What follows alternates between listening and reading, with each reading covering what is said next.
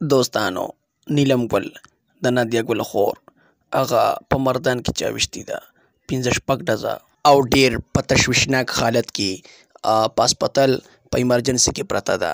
ډیر رونو بایګانو په ویډیو راکړې وی مړه نه ده خو خیر مړه نه ده خو په جوبل حالت کې پرته ده. لټون مومو د ټول کار د مراد دی هغه بړوازه چل کړی او توتي ګوله ډیر ظلم ورسره کړی په آی سی یو کې پرته ده. بس دوستانو د مور انټرویو راغلی ده هغې نه به معلومات کو چې څه وایي. कौन है ये लोग؟ جناب دا د پیښور اوسیدونکي ده او په ګانو مانو کې ډیره مشهوره ده. بس دوستانو موږ به دا دعا کوو چې الله دې له روغ صحت ورکړي خو چې د دې ډمخانونه قلاره شي نو موږ به بیا دې ته دعاګانې کوو.